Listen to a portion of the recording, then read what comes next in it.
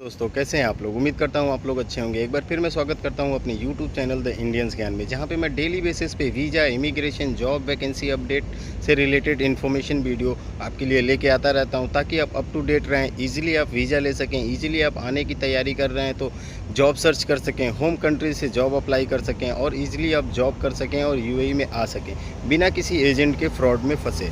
तो आज हम बात करेंगे विजिट वीज़ा को लेके कि विजिट वीज़ा पे अगर जो नया विजिट वीज़ा आया है जो एम्प्लॉयमेंट में कन्वर्ट नहीं होता है, उस पे आप कैसे जॉब पा सकते हैं, उस पे आप कैसे अप्लाई कर सकते हैं, कैसे आ सकते हैं। तो देखिए, पहले बात करेंगे विजिट वीज़ा अप्लाई कैसे करना है। पहले आप अप्लाई करते थे कि अपना डिटेल्स भरते थे, पासपोर्ट कॉपी सबमिट करते थे और एक वाइट बैकग्राउंड फ़ोटो अपलोड करते थे, या किसी ट्रैवल एजेंट को इतना सारी चीज़ें देते थे तो वो विजिट वीज़ा निकल जाता था। अभी उसका क्या प्रोसेस है, अभी आपको पहले वीज़ा अप्लाई करने से पहले आपको टिकट बुक करना पड़ेगा, जाने का और आने का, रिटर्न टिकट और जाने का टिकट दोनों बुक करना पड़ेगा। फिर आपको वीज़ा अप्लाई करना पड़ेगा। अपने पासपोर्ट के साथ साथ वाइट बैकग्राउंड फ़ोटो के साथ साथ दोनों टिकट भी अपलोड करने पड़ेंगे, फिर आपका वीज़ा निकल के आएगा। ये हो गई वीज़ा के हवाले से इन्फॉर्मेशन।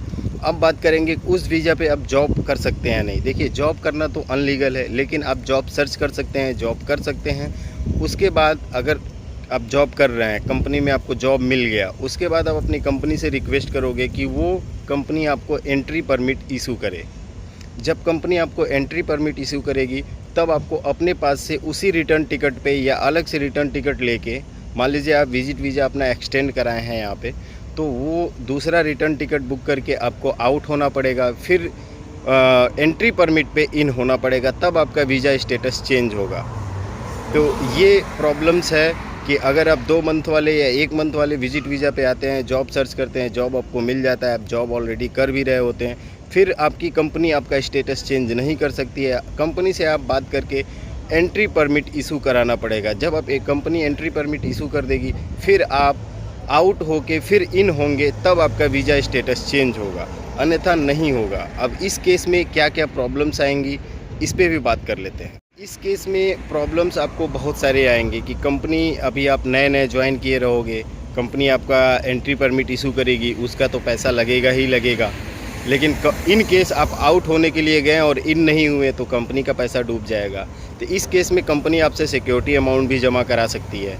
ये हो गया, क्योंकि आप आउट होंगे तो इन होने की गारंटी कंपनी, तो आप तो कहोगे ना, कंपनी को 100% गारंटी कैसे मिलेगा।